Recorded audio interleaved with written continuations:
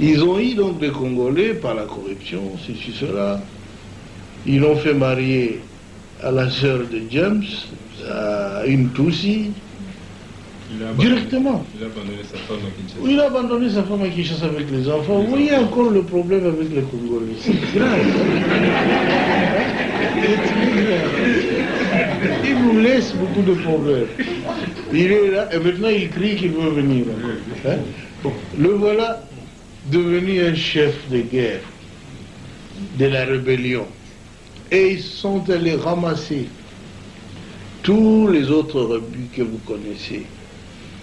Les Tambo et Mwamba, les Zaïdingoma,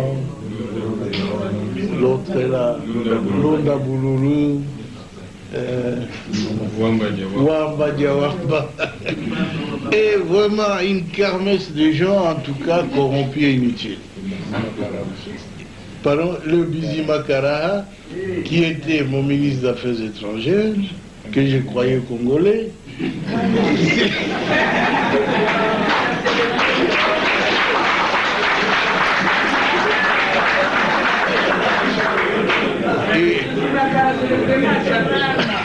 à ma très grande surprise, quand j'avais demandé à cette armée de se retirer, et avait déjà fermé des valises, ils disent, leur armée se retire, ils se sentent en insécurité. Je dis, mais non, votre armée reste. C'est l'armée rwandaise qui se retire. C'est pas la vôtre. Mais ils ont disparu. Et j'ai compris qu'ils n'étaient pas congolais alors. Parce que l'armée qui s'est retirée était rwandaise. Ah oui.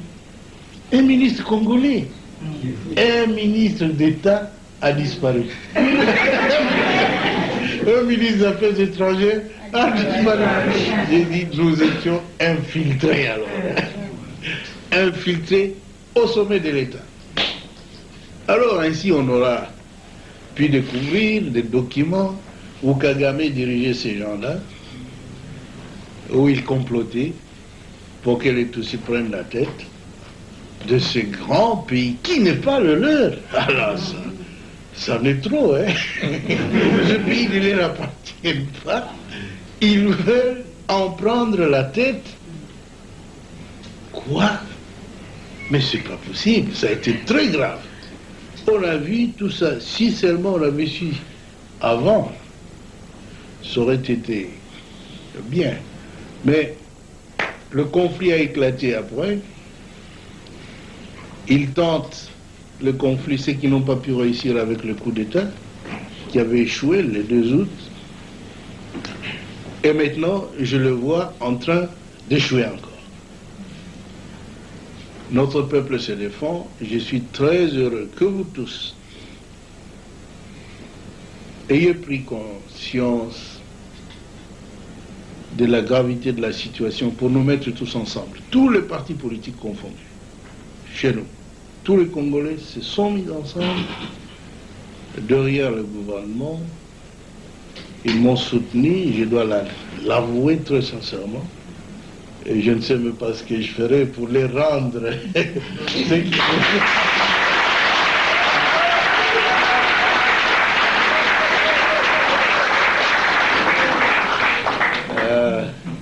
Mais ce que je dois vous assurer, c'est que je suis un soldat du peuple et je ferai mon devoir jusqu'à mon dernier jour.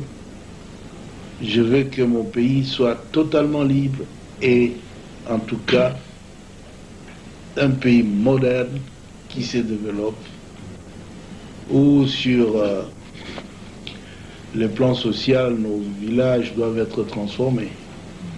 Parce que tout le monde a...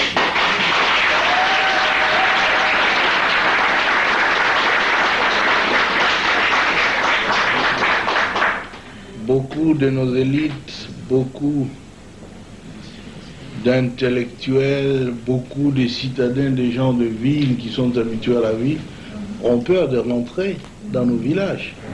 C'est parce qu'il n'y a pas de vie là-bas.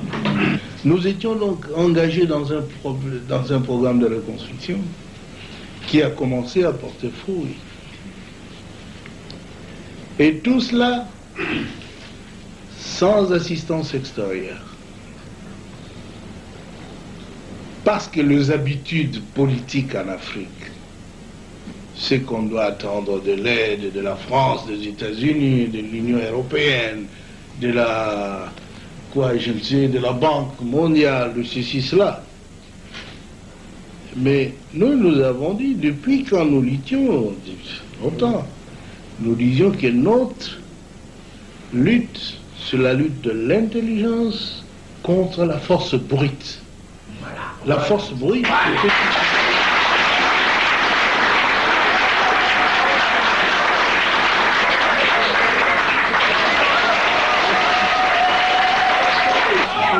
nous disions alors dans un des congrès au Maquis où il a participé en 1976 que parce que nous avons tout dans notre pays, nous ne pouvons même pas les demander de l'assistance de l'Europe.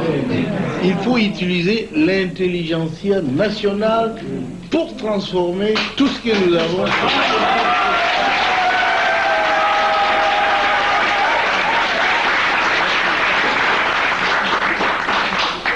Ainsi donc, lorsque nous sommes arrivés au pouvoir, fort de cette conviction-là, et jusqu'aujourd'hui, nous essayons de transformer nos richesses, notre monde, l'environnement économique, social, culturel, avec l'argent de notre pays. On n'a jamais reçu un seul sou d'ailleurs. Et voilà qu'ils sont mécontents. Ils ne demandent pas à la Banque mondiale, ils viennent avec des plans actifés ailleurs, qu'ils ont toujours présentés pendant 37 ans du régime d'autres.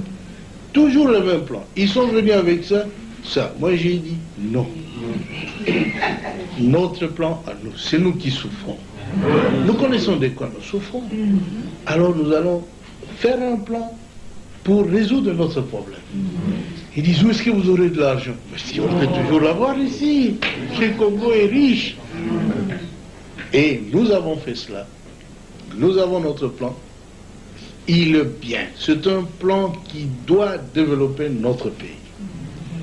On les a demandé. Messieurs, nous voulons aussi des autoroutes. Tous ces ambassadeurs qui étaient là, parce qu'ils étaient tellement habitués à appeler des ministres, etc., moi j'ai dit, attention, mes ministres ne sont pas des garçons de course.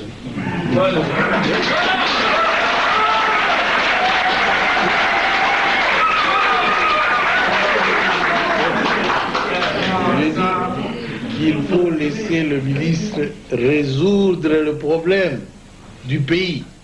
Si vous allez continuer à les appeler la nuit, des coups de téléphone, qu'est-ce que vous traitez avec eux? Chez nous, nos ambassadeurs ne vont pas faire ça. Ils ne sont pas capables d'appeler des ministres belges ou français ou américains qu'ils aillent chez l'ambassadeur congolais qui va leur dire des choses qu'il faut faire. Non.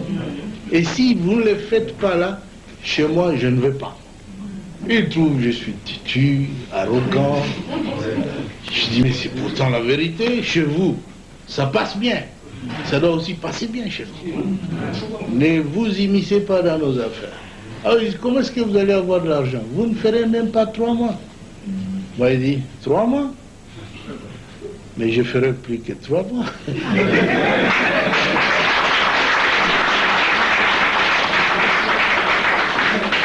Ainsi, vous le connaissez, nous avons préparé un bon plan de reconstruction du pays.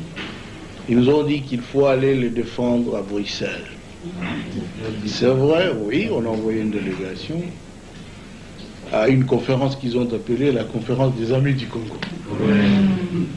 Disons, jeunes hommes, allez-y, défendez notre plan. S'ils vont donner de l'argent, c'est bien, mais moi je les ai prévenus qu'il n'y aura pas de l'argent à donner au Congo. Parce qu'ils savent bien, nous ne sommes pas en train de servir leurs intérêts. Si nous étions en train de servir leurs intérêts, ils donneraient quelques briques d'argent pour nous corrompre, pas pour développer le Congo. Alors maintenant, il faut un choix. Ou vous êtes pour le peuple, acceptez de rentrer sans argent, ou tu es pour eux, bouffe leur argent, rentre travailler pour ton peuple. C'est fini. Ils ont apprécié le plan et ils ont commencé à faire des éloges. Oh là là, c'est le premier plan cohérent qu'ait présenté ces pays-là. Toutes ces années, le Mobutu ne faisait pas de plan, mais il le faisait bien. Ils ont dit ça, c'est un plan cohérent, ceci, cela, mais il faut travailler avec la Banque mondiale, il faut travailler avec ceci. Ils sont revenus, on va ouvrir un trust fund, un compte commun, c'est-à-dire un panier où ils vont jeter de l'argent. Jusqu'aujourd'hui, hier, le ministre du Plan ici me disait, Président, il n'y a que 13 millions. Quoi? 13 millions? Et encore que nous n'avons pas le droit de toucher à ces 13 millions. Parce que pour toucher les autres, et nous-mêmes, nous sommes nulle part. Et ils veulent dire dans quel secteur cet argent doit être utilisé. Moi, je les ai dit, alors là, ils peuvent oublier. S'ils veulent nous contrôler de cette façon-là, on n'a pas besoin de cet argent. 13 millions, c'est quoi? Et d'abord, il me disait qu'il y avait 80 millions. 84 millions. Moi, j'ai dit à tous ces ambassadeurs de l'Union européenne, mais 84 millions pour le Congo, c'est quoi? Nous avons beaucoup de moyens de faire sans cela. C'est 2 $ par congolais. Oui. Nous avons moyen de faire sans vous, sans cet argent. Et nous ne voulons pas de conditions. En tout cas, je les ai dit, avec votre argent, nous on continue. Et nous avons plus que 100 millions, plus que le panier des autres. Et encore que nous n'avons pas le droit de décider de l'utilisation de cet argent. Vous voyez, ce sont de blabla, ils se sont trop familiarisés avec l'Afrique. Ils jouent avec nous comme des gamins. Mais cette fois-ci, ils ont vu que le Congo est devenu majeur. La haine. La haine. Nous n'avons rien contre les Américains, les Européens, les ceci, les cela. Mais vous-même, vous êtes témoin, écoutez RFI et d'autres.